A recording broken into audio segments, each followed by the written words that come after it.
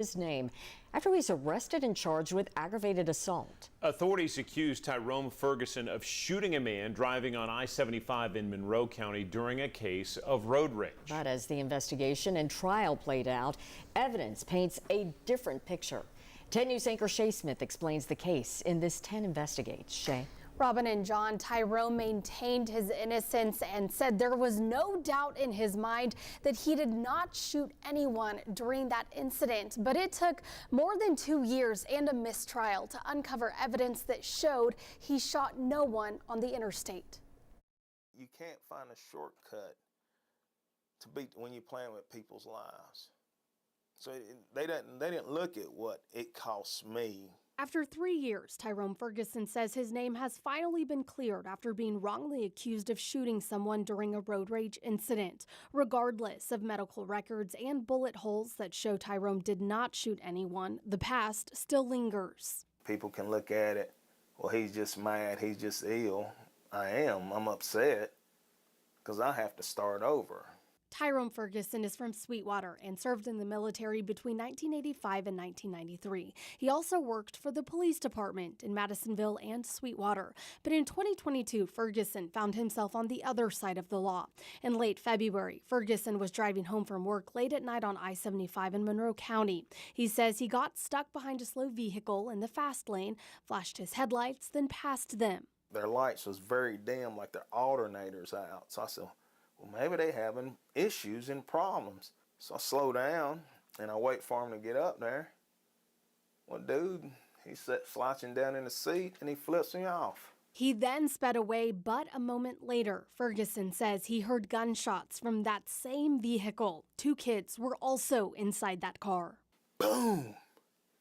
And I look up. This guy he's out the window. When I say he's out the window on me like that. And they're in front of me. So I look up, I was like, I'm saying to myself, this guy just shooting me? Ferguson says he grabbed his own handgun, and while still behind their SUV, he guesses he shot 4 or 5 rounds in the air to scare them off. A few hours later, he got arrested. Monroe County authorities charged him with aggravated assault after the passenger in the SUV from the highway was taken to the hospital with a gunshot wound. And as he was interviewing me, he said, well, this guy got hit. You shot him. I said, shoot nobody. He said, you shot him. I said, no, I ain't shooting nobody. Ferguson says he sat in solitary confinement in Monroe County Jail for several days. The alleged victims were Ashley and Patrick King of Georgia. 10 News interviewed them soon after the incident, but Ferguson says they are not victims, and this was not a case of aggravated assault, but a case of modern-day racism. They just went on and said, well, there's a black guy. He's trying to get in the gang. He's a thug. He's this and that. It was just a thing that I'm a black man. And it was a white lady who did all the complaining, and that's the way our world is. It's racism. Racism's always going to exist. Ferguson says evidence collected in the case raised obvious questions about what happened that night on the highway. The proof showed that he shot himself. From the doctor's records, he shot himself. Accidental handgun discharge and malfunction. The small caliber gun that Ferguson says Patrick King used was not found. What was found in their vehicle, though, marijuana, Ziploc bags, and other drug paraphernalia. Investigators did not charge the couple with any crime.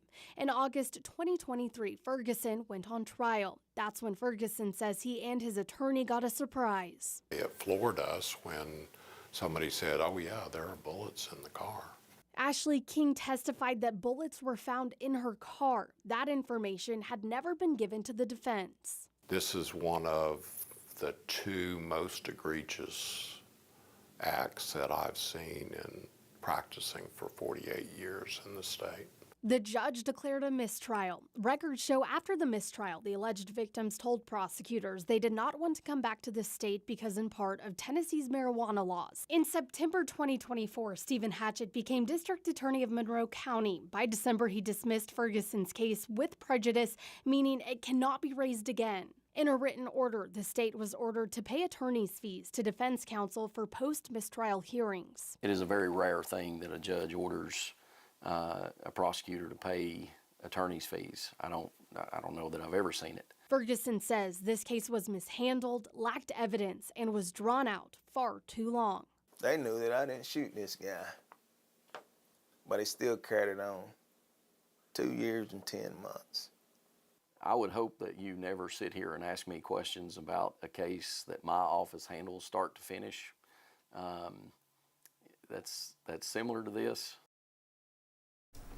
Now, the detective that investigated this case no longer works for the Monroe County Sheriff's Office. He now works for the Meigs County Sheriff's Office, and it is unclear as to why he is no longer with Monroe County. We also pulled his personnel file from when he worked at the Harriman Police Department. It said he was fired in 2016 after providing false information to supervisors during a police pursuit. And stories like this one are told because of you, our viewers. So if you have something you would like us to investigate,